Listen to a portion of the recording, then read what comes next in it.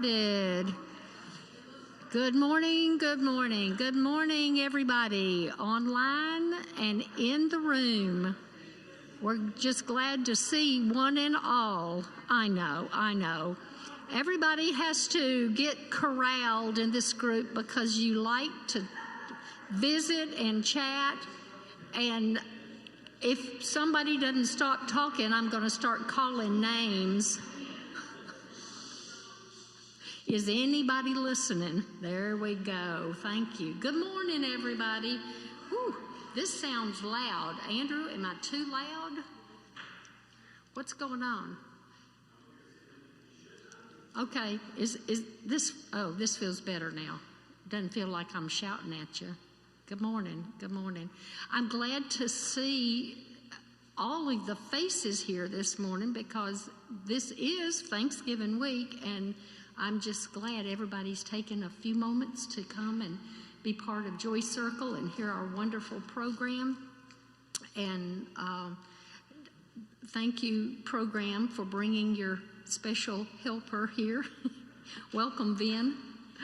I'm going to open. We're going to do just the brief opening, and then Susan is going to have our program, and then we'll finish with our business meeting afterwards. So shout for joy to the Lord, all the earth. Burst into jubilant song with music. Make music to the Lord with the harp and the sound of singing, with trumpets and with the blast of the ram's horn. Shout for joy before the Lord, the King. And as we go into Thanksgiving, let's focus on that. That's Psalm 98, 4 through 6. So let's turn to page 4 and have our purpose. The organized unit of United Methodist Women shall be a community of women whose purpose is to know God and to experience freedom as whole persons through Jesus Christ, to develop a creative, supportive fellowship, and to expand concepts of mission through participation in the global ministries of the church. And we're going to have our program now focusing on a particular missionary. And Susan, thank you for sharing this with us. And I know it's going to be interesting because this is firsthand knowledge. Okay.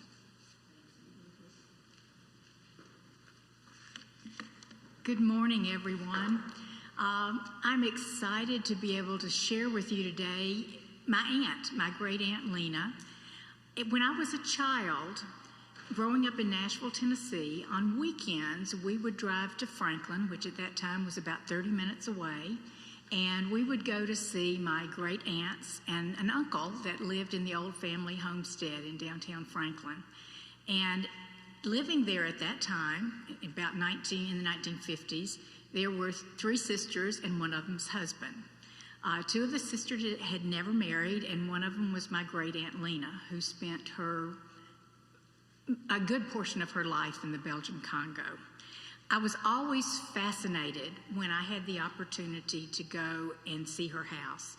I can remember there was a carved elephant tusk that was in front of her fireplace, and it went the length of her fireplace, and it fascinated me. Back then, I didn't know about ivory and the fact that people had started killing elephants for the ivory, because she had that since the 1930s. It had been given to her as a gift for the work that she was doing to help the local people.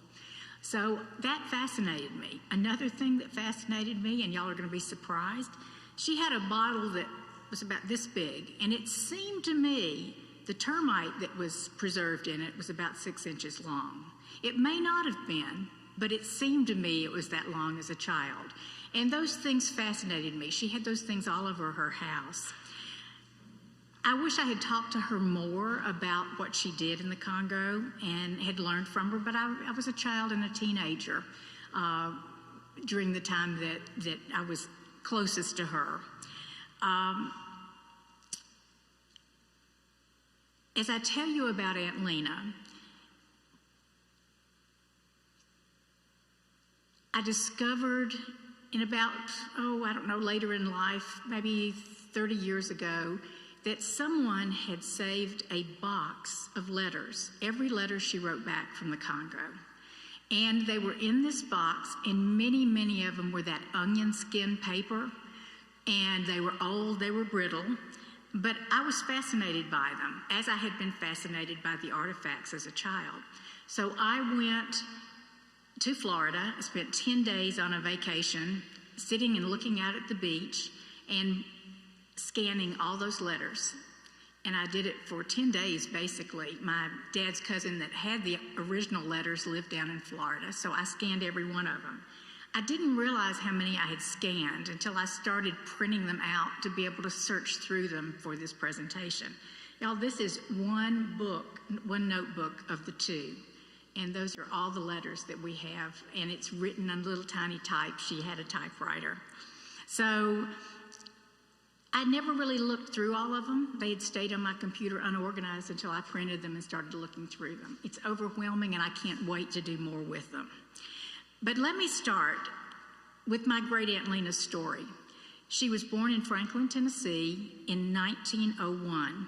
Her father was the postmaster, and she grew up with a family of 7 siblings and 5 adopted cousins, and they all lived together in that house. They attended the First Presbyterian Church. Aunt Lena graduated from Franklin High School in 1918. She went on to get a business degree and worked in business there in Franklin for several years. But in a few years, during a district meeting of the Presbyterian Church, she answered a call for missions in the church. And she was sent to St. Luke's Hospital in Richmond, Virginia, for nurses training. And then they sent her on to the Presbyterian Assembly Training School for Christian Education, also in Richmond. So she was there, I'd say 5 or 6 years. She entered full-time mission work with the church in 1927, being sent and was stationed in the Belgian Congo in this little tiny town of Bluff. And later I've got a map up here. You have to look close, but it'll show you where that is. So what I like to do is show you some pictures and talk through what she saw in the Congo. Her home, she had various homes while she was there. This was the first one, and she really was proud of all of her. Oh, I'm sorry. I was moving out of your way. She was really proud of all of the flowers she had. Another view of another home that she had there in Bluff. This is a view from the mission station. I expected it to be all jungle, and a lot of it was this grassy areas with palm trees. And another view there of the mission station in one of the buildings. At the small station where she worked, there were numerous doctors that came and went. There might be one station there at a time, but in the region, at other little mission stations, there would be other doctors. And sometimes they were there and sometimes they weren't. They were required to go home on furlough every 4 years for a year. So people came and went. They also moved them between the stations. It was unusual for my aunt to be where she was for most of her whole career. When the doctors were on furlough, my great aunt had to serve as both nurse and as doctor. And she was not trained to be a doctor, she was trained to be a nurse. Let me point out that the hospital also relied on what they called, or who they called, medical boys. And these were young men and older men from there in the area that they trained to help them with some of the medical work. Sorry. Let me show you a picture of some of the, some of the people that she worked with. This is one of the earlier years. My great aunt is the first woman there on the right. They also had deaths within this mission family. This was probably taken at a get-together with people from several stations. If I'm correct, the young woman with the baby died soon after that. And it was the illnesses that were there that affected the missionaries as well as the local people. Another picture of the mission station. This was later. This shows it from up above. And this was, of course, later it's a color slide. And somebody was flying over. You'll notice here these little huts, and you'll see them all over the area. When someone came to the hospital, their family came with them, and their family had to put up their hut and take care of them. There were no wards there at the hospital. Some of the diseases that they saw: malaria, sleeping sickness, yellow fever, cholera, smallpox, leprosy. You can read on down through those. Hookworms were a big problem, and they said when they brought all the native evangelists in with their families for meetings, they always treated everybody for hookworms. This was the ambulance there in the Congo. This is the way they would bring people in. Sleeping sickness, goiter, and some exciting things such as twins. And they rarely lived in the Congo, but these are two that happened to live. And what I want to do now is let you hear from my great Aunt Lena about what she was doing medically in the Congo. Dearest Mama, Tuesday we had 3 operations scheduled, and Dr. Kelly asked me to assist him. Whew, I felt like saying I couldn't, but decided to try it. The first one was a 12-pound abdominal tumor. Not so difficult, but the other 2 were easier. Natives crowded outside the window of the operating room, looking on, and we just let them. When they see so much done to a patient, and then they see them get well, they have more confidence in our work. That was written February 20th, 1928. She had been in the Congo for approximately 2 months at that time. Then, 3 months later, here's another letter from my Aunt Lena, and notice that she's progressed quite a bit.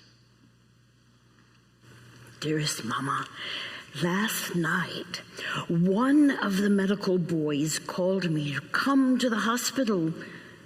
A man in the forest chopping down a tree had cut himself with a large knife, almost halfway through his wrist. He had it securely tied with grass and leaves. With no doctor on station and none close enough to come, the medical boys and I got the man up on the table as quickly as we could. About the time I got started, I decided to send for Mr. Washburn. He's our medical missionary. I needed moral support. We only had lanterns, so I asked him to get my flashlight. Oh, Mama, I tell you, with the new batteries, it saved the day. I was able to find the arteries to tie them off. The grit of these natives. The patient watched me the whole time and was so quiet that once I thought he had fainted. He lost lots of blood before and after he got here, but he slept all night, and today he is fine.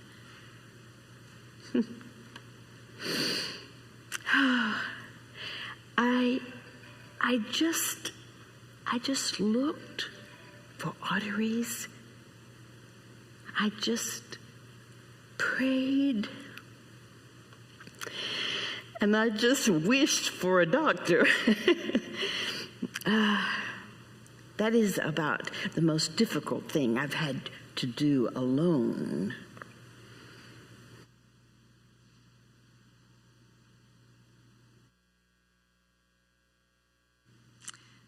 This was some of the medical work that she did. She couldn't escape the and other duties as assigned while she was a missionary. And some of the things she did was she helped with the mission school. They had over 550 students there at that time, and they would come in from the surrounding area. She served as a bookkeeper, secretary. She wrote all the letters for the station. They had to order all their supplies for 6 months at a time, and that was all food. All food had to be ordered in except what they could get grown locally. They also had to order all of their medicines for 6 months at a time, knowing that it could take 8 months to 12 months for those supplies to come in, and she was responsible for some of that.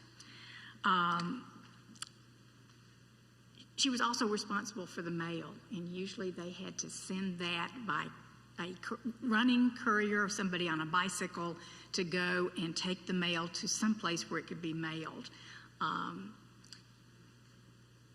Her life as a missionary, this is one of the things that she did. She taught home ec classes, and this is a home economics class at what they called the girls' home, which they had some girls that were orphaned and came to live there.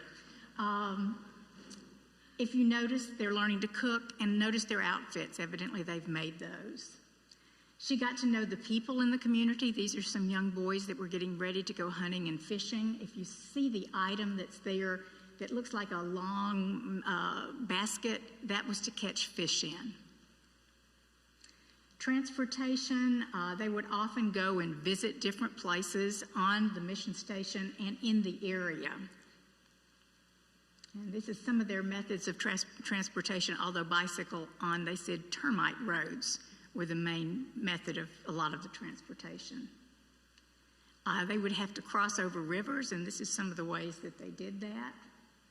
This is a later picture. It still doesn't look any safer to me. They would also go and visit with people in the local community. They did things like hold church services. They would go and talk to the people, provide medical service out in the field sometimes. And one of the things they did was to go to I can't pronounce it right, Mashing, something like that. And it was where the king of the Bakuba tribe, which was the tribe that they were working with, lived. And this is a picture of him that came from a newspaper. This is one that my great aunt took. This is him in an earlier dance. And then this is another picture of one of their dances. And my great aunt is going to describe for you what it was like to go and visit in one of these, visit the king. Mama, Friday night, 10 of us got into Jenny's station wagon and drove up to the Mashenga. That's the capital city of the Bakuba Kingdom. This capital city is truly a city of fences.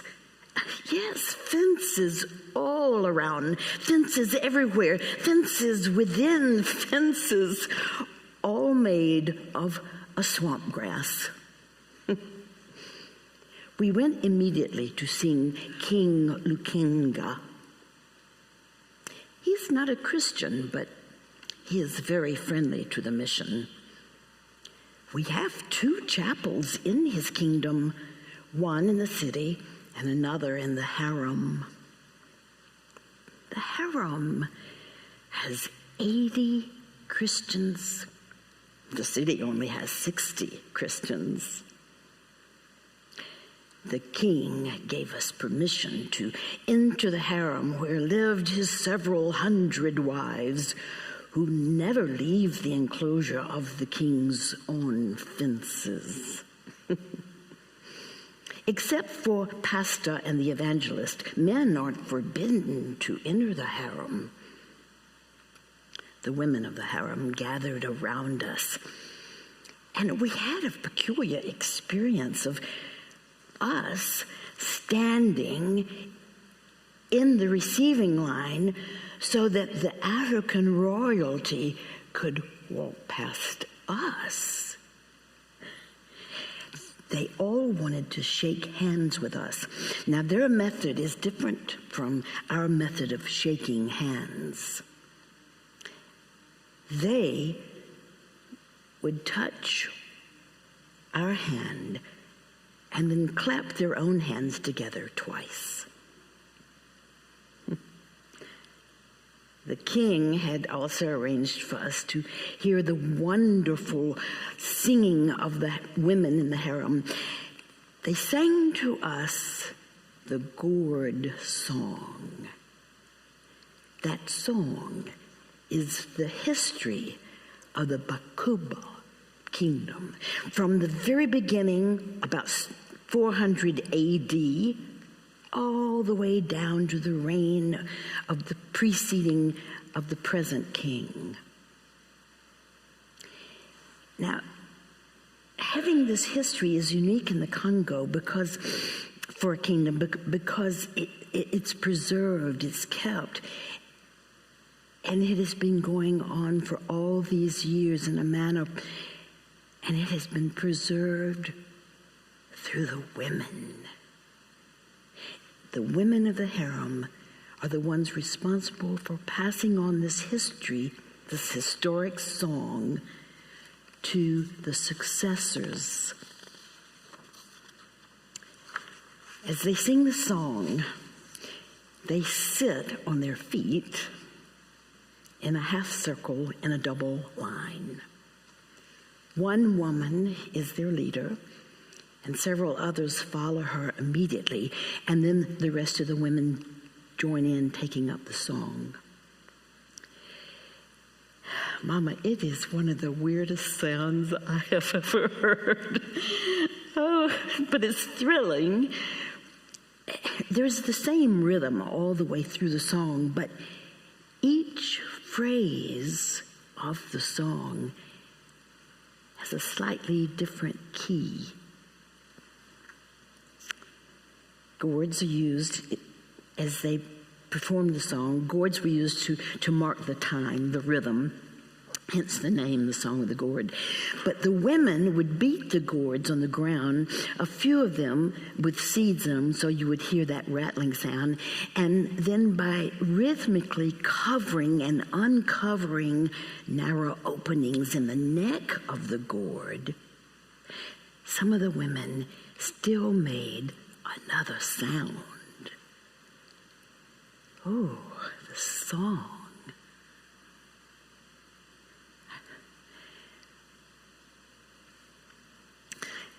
The words would begin describing the God of heaven, creating the God of earth and the God of the people, and the God of the earth being the head of the Bakubla kingdom. They sing this one song for 2.5 hours, giving each verse to the kings from 400 AD, telling of his exploits and accomplishments and contributions until they reach the 122nd king. And then at the death of the present king, his name, his history will be added. The gourd song. Oh, Mama, this song is sung every month of the full moon to the glory of the king.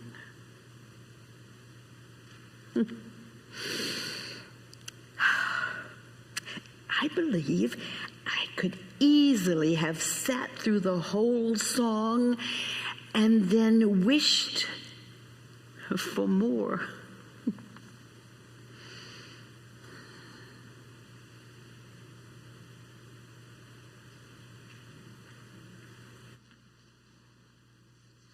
You all, World War II brought challenges to the missionaries. And one of the events that happened is in the history books. And my Aunt Lena will now share with you. It's a little bit of a long letter, but I think you would like to hear it. And I'll let her tell you about it.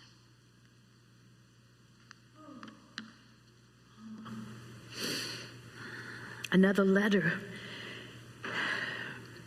I'm writing on June 3rd. I don't know when you'll get it. Share it with the home folks.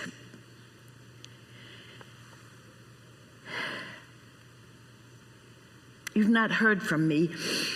The past 8 weeks have held enough to last a lifetime, and now that I can finally communicate what's been going on with you, I tell you, all of this seems like a dream, sometimes a nightmare.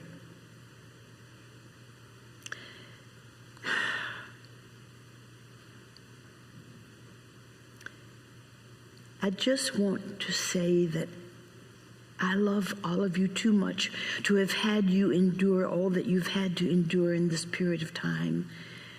And I continually pray that you would rest in hope for me and somehow be content that God was with all of us, caring for us step by step, and that you've had that faith and that hope. And I am writing you to say, in this year of 1941, God is with us.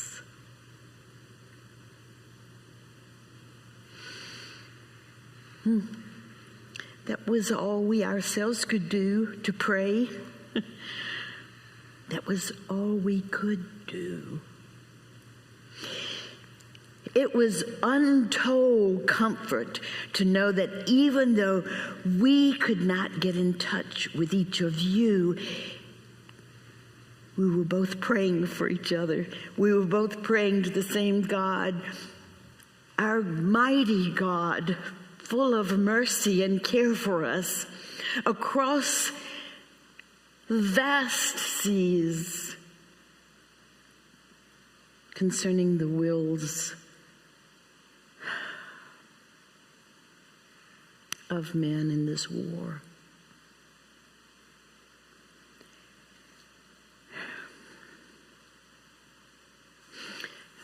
Thinking back over the whole thing, crowded quarters on that freighter, awful paste for food, loss of property and medical supplies, untold dangers.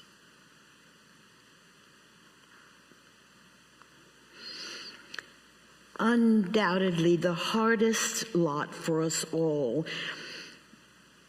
was when our dear missionary friends of other nationalities, as well as good friends who were refugees from England, when they were kept on the SS Dresden and we were put on the freighter. They were kept and carried to Bordeaux to be sent to internment camps.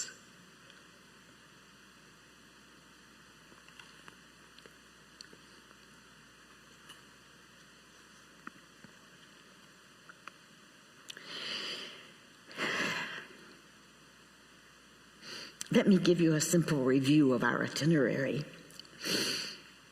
On the freighter, 5 days, just 5 days from Cape Town, South Africa. The date was April 17th. I'll never forget it. It was 5:30 in the morning, and I was awakened rudely by gunfire. The freighter had stopped. I jumped out of bed and looked out the porthole. A German warship was visible through the early morning mist.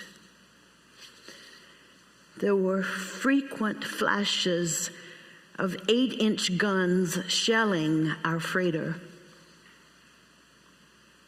Approximately 20 shells were fired, 7 of them hitting above the waterline and 3 of them going underneath and hitting us from below. We dressed quickly and gathered our small belongings as we prayed and filed out of our cabins to the lifeboat deck. There was no panic nor hysterics, even though half the lifeboats were put out of commission by the shelling.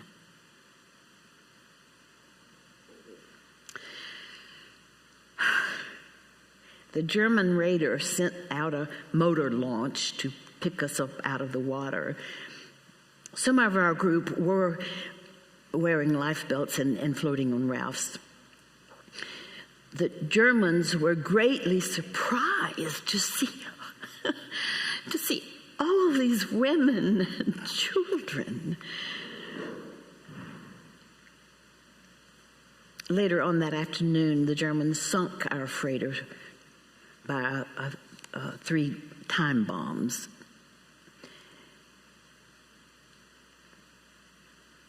They carried us out to the German raider, and we were kept there 36 hours before we were transferred to the SS Dresden. Obviously, that ship was a supply ship for the war raiders, the German raiders. 9 of our group were wounded, with 3 severely injured. But I have to tell you this, Mama. The raider doctor was giving our people beautiful care. The fact that none were killed or lost is just a miracle of God's care. We were on the German Dresden for 5 weeks. The women and children were in the officers' quarters. We were crowded, but much better off than the men who were kept in the hold of the ship. And they could only see their wives 2 hours each day. The men's guard carried hand grenades, but our guard only carried a pistol and bayonet. Most everyone lost their belongings. I lost most everything, but not my Gladstone bag of shoes. Those came very handy for the women who had to leave the freighter barefoot. And my suitcase of dresses was saved, and those came greatly helpful to the women who were still in their nightgowns. The Germans also brought me my typewriter. I was lucky to get it back, because usually on those raids the Germans appropriated everything, but not my typewriter. You know, Mama, I think it's because it was so old and it was so battered they didn't want it. After all sorts of promises to put us in a neutral port, they took us to occupied France.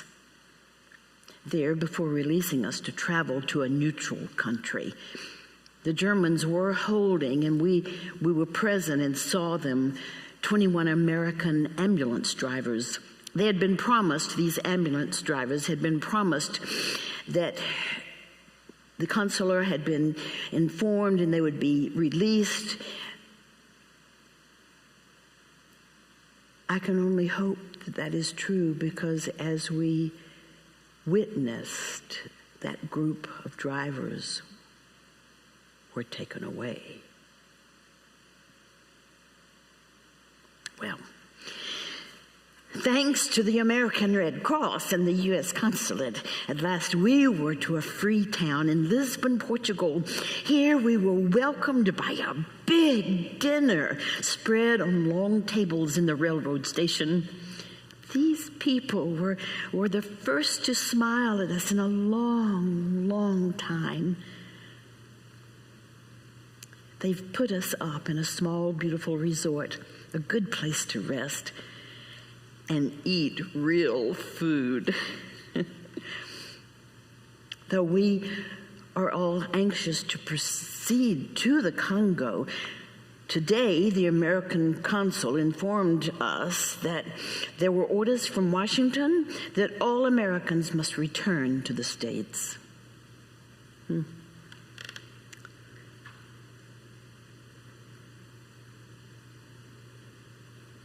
Give my loving greeting to those who have inquired, and I am sure who have prayed.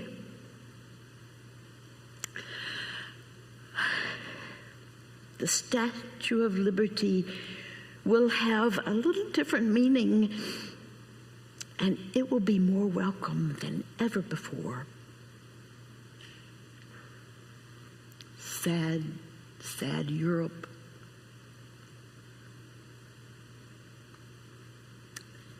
On our trip, we started out with 202 people. Now we have only 119. What that means is that 62 have gone to Berlin. I can't bear to think of it. We just pray. We just pray. Oh, Mama, God bless each of you.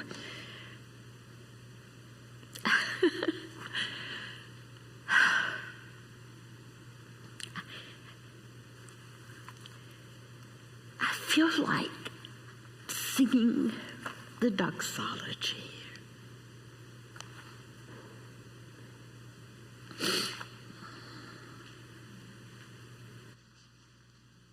I don't know if you all have heard about that, but it was the Zamzam, the ship that was sunk carrying missionaries of all denominations back from South Africa, back from Pernambuco in South America. They always went down to get to Africa. They would go down from New York to somewhere around Brazil, and then they would cross from there over to Africa. And it was carrying missionaries, again, of all denominations, a lot of children, a lot of women, some of whom were going to be with their spouses who were already over in Africa.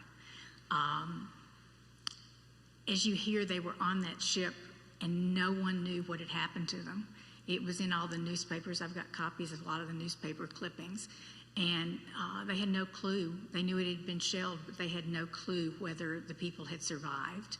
So that was the first letter she wrote out to let people know that she was still alive.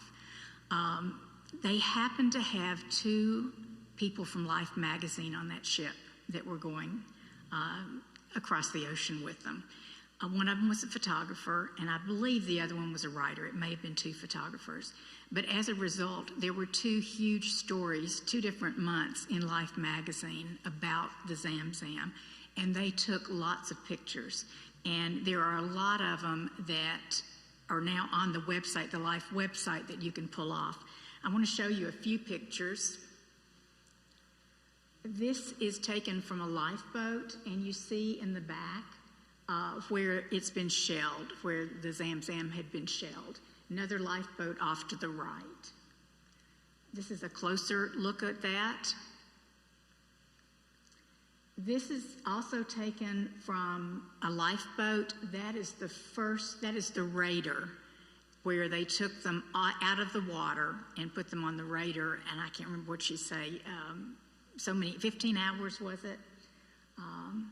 And then here they are, once they're on the raider, they're watching their ship being sunk.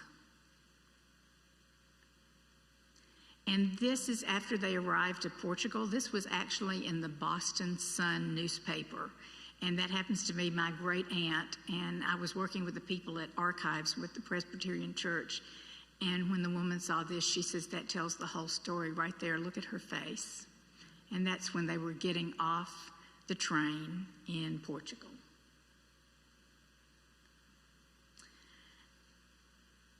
After returning home from the Zamzam event, my aunt spent 2 years working as a public health nurse before they allowed them to go back to the Congo. They were finally allowed to go back to the Congo, and she worked there for the rest of her career. She served in total approximately 32 years, and in 1959, acute glaucoma required her to go home, and she was not allowed to go back. For one thing, they had the uprising in the Congo right after that, and it was a while before any of the missionaries could go back. They pulled them all out.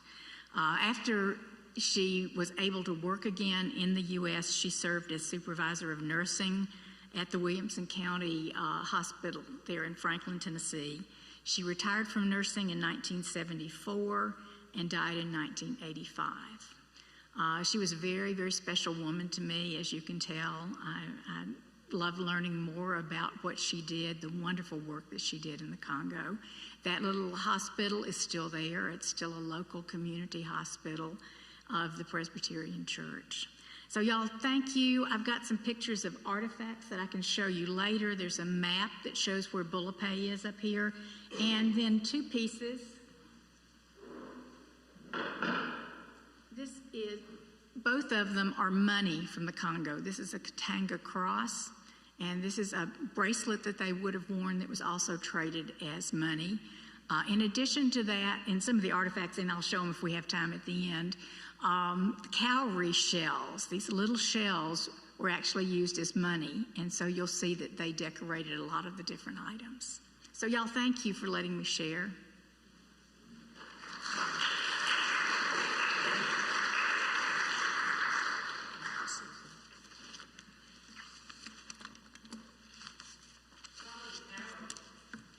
I know. Our Aunt Lena did a splendid job. I feel like I was there. Thank you for sharing those bits of life on a missionary's life that, you know, we don't always think about. So this segues wonderfully well into our mission focus recognition from our group. I just think it fleshes out. You know, we hear these names. These are our missionaries that we support around the world, that they may not have to go through World War II or have hookworms, but then again, there are people who have no fresh water, so around the world. So, okay. Well, our mission witness today is from Emily Everett, and she is the global missionary from the United States serving in Brazil. And these are her words. Serving far away from your family is the hardest part of being a missionary. My first year in Brazil, every holiday, Mother's Day, Father's Day, Thanksgiving, Christmas, I received invitations to be part of other families, other people's families, celebrations, showing me the power of friendship within the body of Christ. And doesn't that just say to us that wherever we are, or whoever we're with, if we have Christ in our midst, we're all brothers and sisters. The mission focus for today is from the United States. And it brings very close to what we're doing right here at our own church. It's called the Big Garden, improving nutrition and building community through gardening, of which we have our own garden, and we know there's one in West End, and I'm sure others that I'm not familiar with.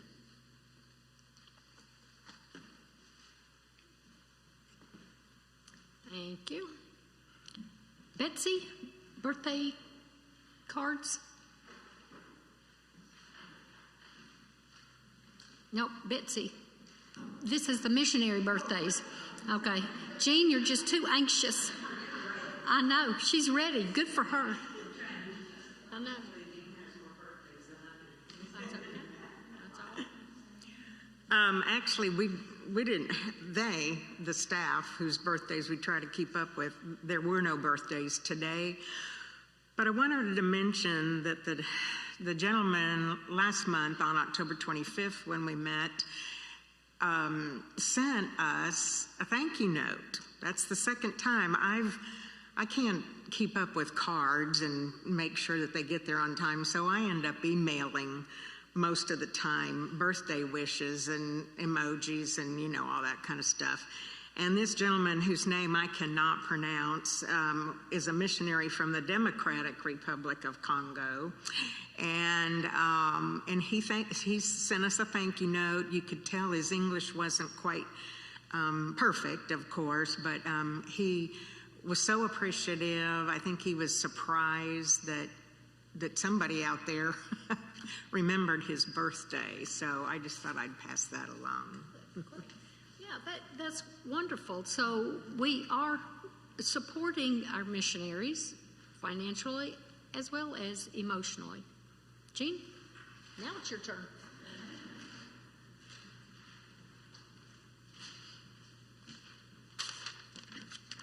Well, we had several this month. Betsy Britton, Teresa Richardson, Martha McLemore, Christy O'Brien, Elizabeth Davis, and Odessa Harbor. Yeah, that is a lot for this month. Prayer requests, I have been given two names. Joanne Minute is our conference president, and Sherry Cushing is our conference treasurer. Where's Teresa? There you are. Now, is Joanne's, the mother-in-law and son-in-law died this month. So just keep, same day. So just keep Joanne and Sherry in your prayers. Any other prayer requests that we need to have down? Well, I am going to lift up Pat to you. He is doing better. The pain level is much lower at this point. Radiation worked, but he starts his third chemo session on December the 3rd. So that'll be another 4 months of chemo. So just keep lifting him up. Thank you. Ann, Treasurer's report.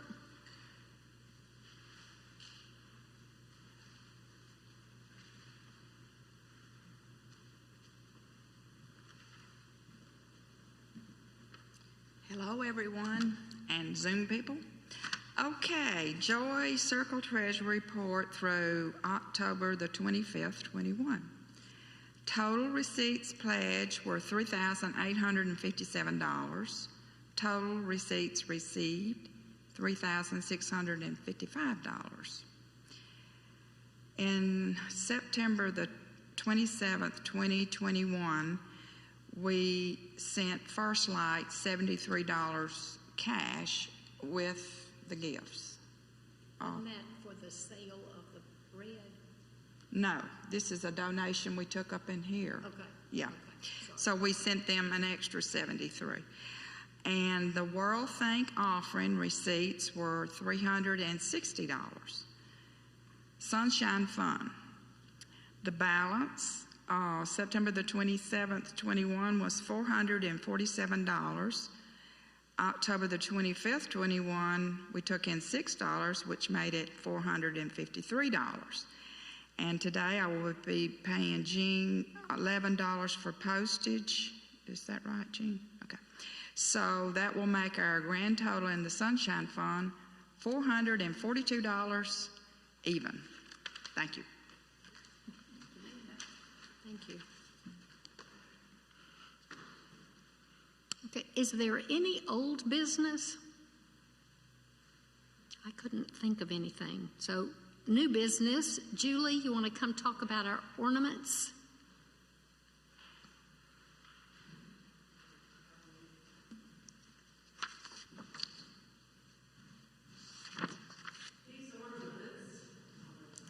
Yep, you can't talk down the hall.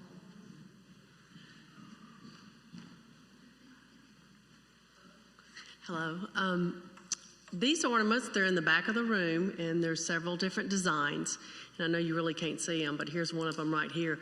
These are the ornaments that the Church of the Reconciler, it's really the name of the company is Community on the Rise. And you'll get a little tag with your ornaments that explains, it just says this purchase was from the Community on the Rise, empowers and employs survivors of homelessness. And it's got a little more information. But these are the number 5 plastics that you guys bring. This is what they make out of them. So if you'd like to purchase them, and it helps those folks that work with the Community on the Rise, 5 for $25. If you just want one, it's $6. You can write a check to Community on the Rise. If you'd like to do that, just hand it to me.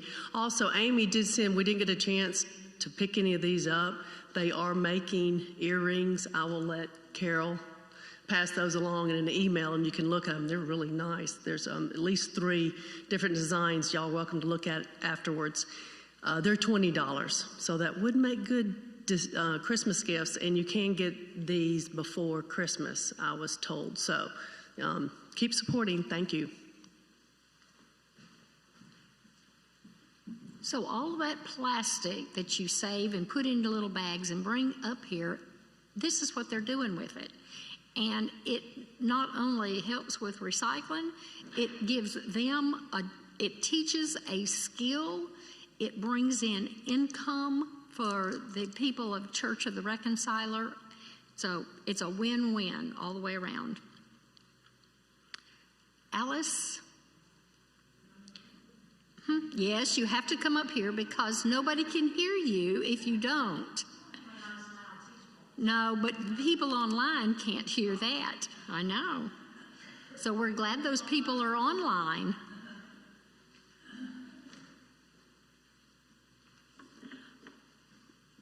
I just want to give a plug for our women's retreat. Y'all sign up. The registration starts December 1st. And it'll be at Camp Sumatanga, February 5th. It's an overnight.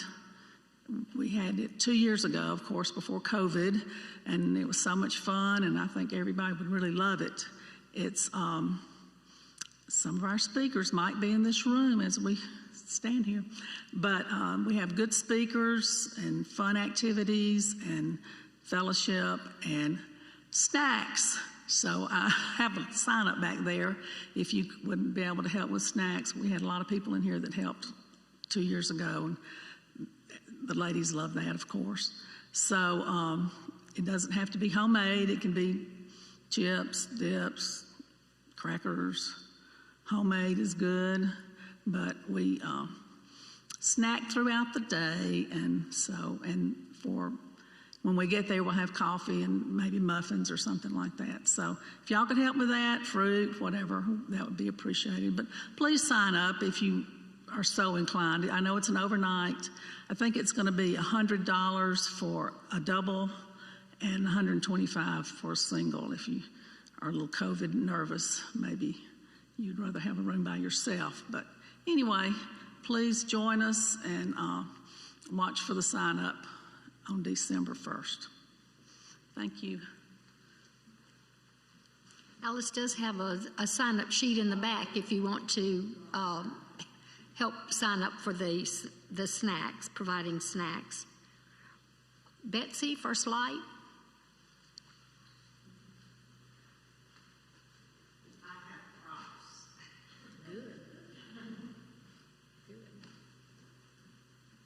Some of you may, or hopefully everybody, got an email not too long ago about the Christmas bags.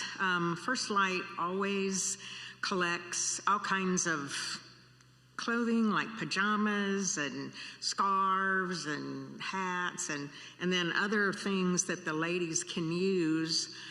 They put them in a large Christmas gift bag, and then while the women are having breakfast on Christmas morning, someone places a gift bag on everybody's cot.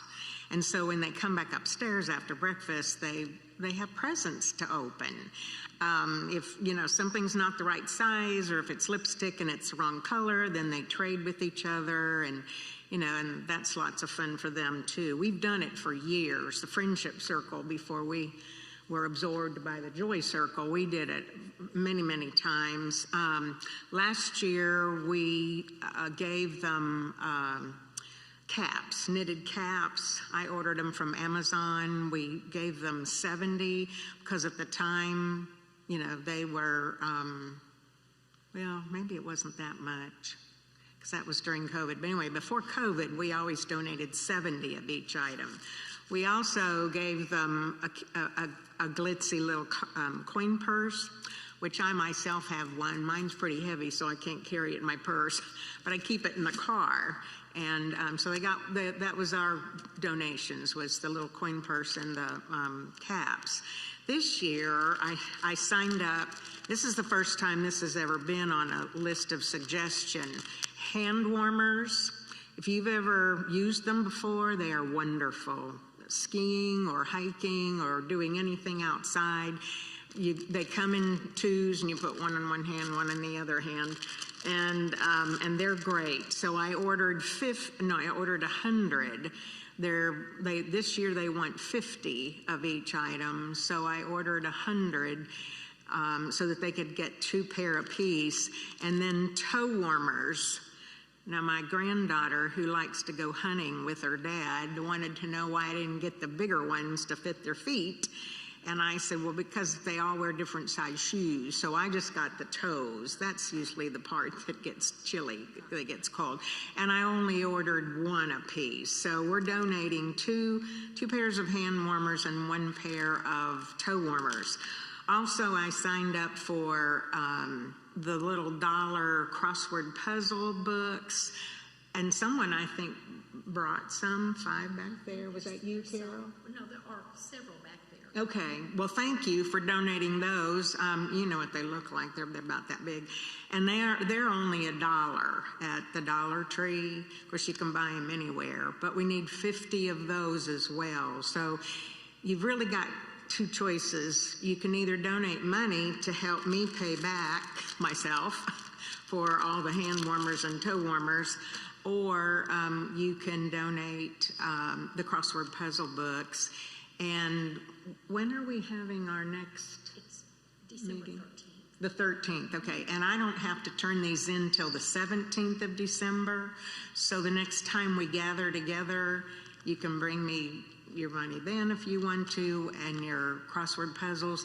If you don't mind, well, it doesn't matter. I was going to ask you to send me how many books you had, and you can give them to me sooner so that I can kind of keep track of how many, and then I'll just buy the remaining ones that were short. And I can let you know before the meeting. Yeah, okay.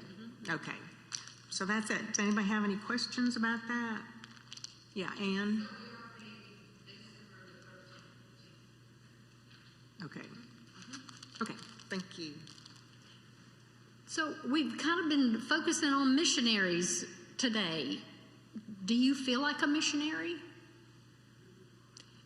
Are you a missionary? Do you support mission projects around town? First Light, Church of the Reconciler. I think that's what we are. That's where we are. That's who we are. So if you have money you would like to give to Betsy or a book, you can bring it the next meeting, which will be December the 13th. We're going to talk about that in just a minute. Okay, are there any questions at this point on what Julie talked about, or Alice, or Betsy?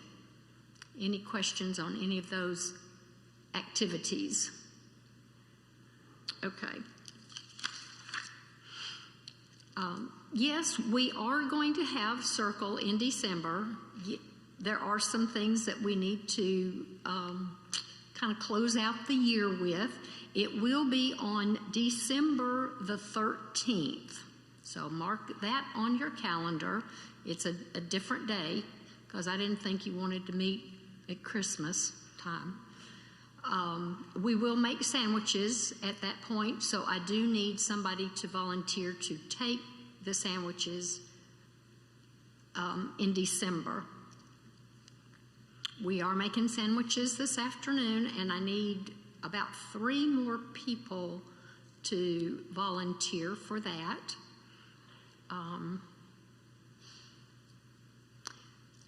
So, we are coming to the end of the year.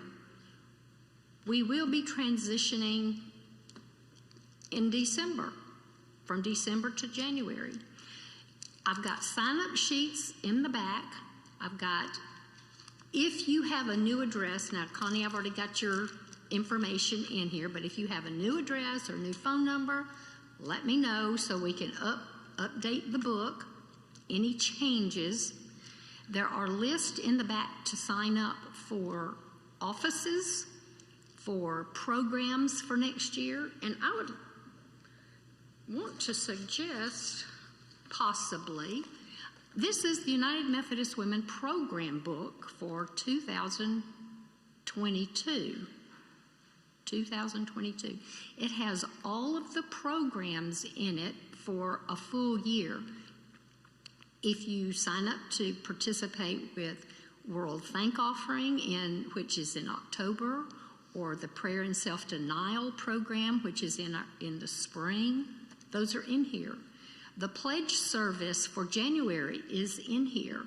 So you don't have to invent a program. You just have to, just kind of pull it out of the material that's already given. Next year's theme or topic is called Healing and Joy.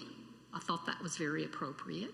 Healing and Joy on Our Journey to God. And they've got several really good programs in here on healing from the Bible. There's one on the woman who snuck up behind Jesus and touched Jesus' robe. There's one on the woman who was bent over for 18 years and Jesus healed her. So consider doing a program. We have material to use. We also have several programs that we're working on. Teresa has said that the lady from CFAT, do you know what CFAT stands for? It's a mission project. Isn't it in Wedowee or Lineville? Wedowee? Okay. It teaches people to be missionaries. It teaches them how to construct and how to make wells and that sort of thing. And people come from all over the United States to participate and learn. That's going to be in the spring. And I'm thinking that Leslie Norris needs to come back next fall and give us an annual update on where she is. And if you remember, November the 20th, which was last Saturday, that was her wedding day. So hope she had a great wedding. So be sure and sign up. You can sign up today or December the 13th. We need to have things kind of in place so we can get the yearbooks pulled together and published so we can have them ready by the January meeting. Now, we need some officers. We're going to need a chairman for next year. I cannot be chairman again next year. And some family situations have come up, and you know about them, and I just can't do it anymore. So y'all prayerfully, I've been praying about somebody taking over. It's not hard. We're online. We have great helpers. People are willing to do things.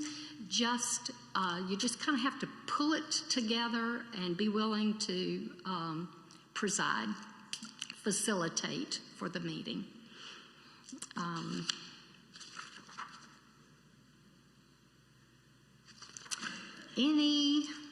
I know one more thing. Any questions about next year? And we'll kind of finalize that information at the December meeting.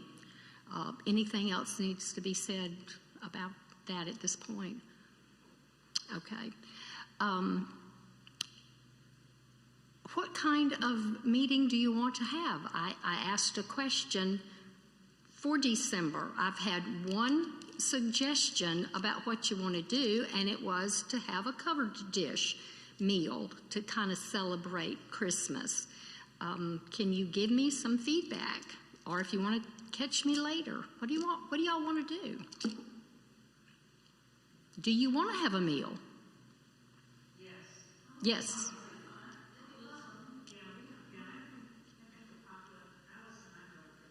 Okay. Well, it will be 11-ish. It will be 11-ish, but we've also, remember, got to make our sandwiches for next time as well, so it could be closer to 12. So raise your hand if you would like to have a covered dish meal at the December 13th meeting. Yes, ma'am. Yes.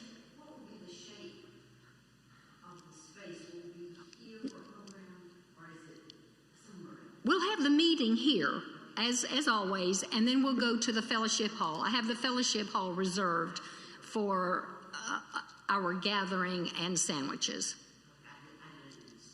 Yeah, okay. So raise your hand if you would like to have a Christmas gathering meal, covered dish. Okay, that seems to be the consensus. So I'll put out emails about that information, and who knows, you may get one email from me or you may get 10. I was crazy this last month. Historically, not in last year or the year before because of crazy COVID, but we have always taken the remainder of our Sunshine Fund and divided it between international, national, and local ministries. And we have about $450 right now, okay, about $450. So divided 3 ways. Of course, we don't have a collection for today. That would be a great offering to send to a mission project. I've had several suggestions. An international mission, and I do have paperwork and information on these entities. The UMCOR, United Methodist Committee on Relief / Afghanistan, that's in here, and Lift Up the Vulnerable. Now, if you remember, at one time a year or 2 ago, we had a program from Audrey Moore, who is the CEO of Lift Up the Vulnerable. This is a mission in South Sudan that deals with saving children and sex slaves that have been captured from the opposing armies. They have orphanages and schools that they are finally teaching the children how to read after 20 years of not having school for them because of the war situation. So that's another international program.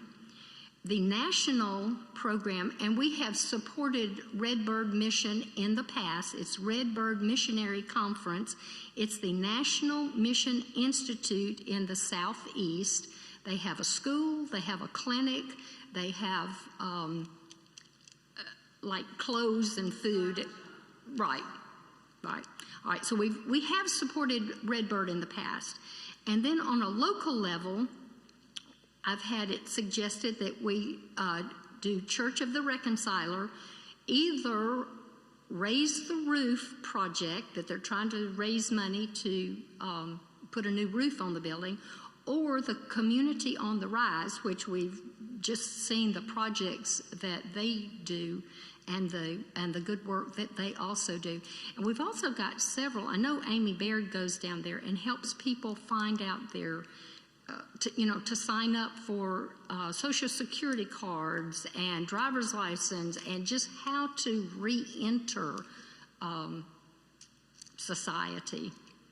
So I don't want to vote on those now. We're going to make that decision at the December meeting. However, here is information on these projects, and please notify me and let me know what the circle's pleasure will be on those items.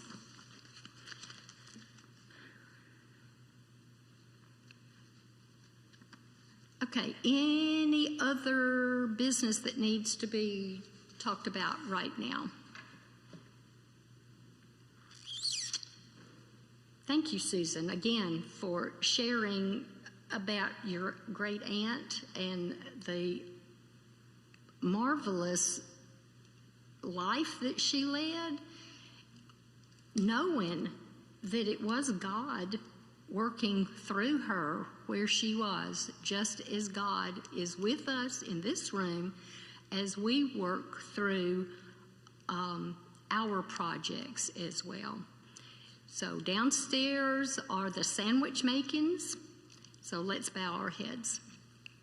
Holy Father, we just thank you for this day. Thank you for being able to come together and learn about your work, to be grateful because it is Thanksgiving, to be grateful for where we are in our lives, and to always praise your name and worship you as King of the universe. We ask in Jesus' holy, precious name. Amen. Okay, see y'all downstairs. And also the sign-up sheets are in the back, so y'all go back there and look at them. And y'all give a special thanks to Aunt Lena. Aunt Lena, yay.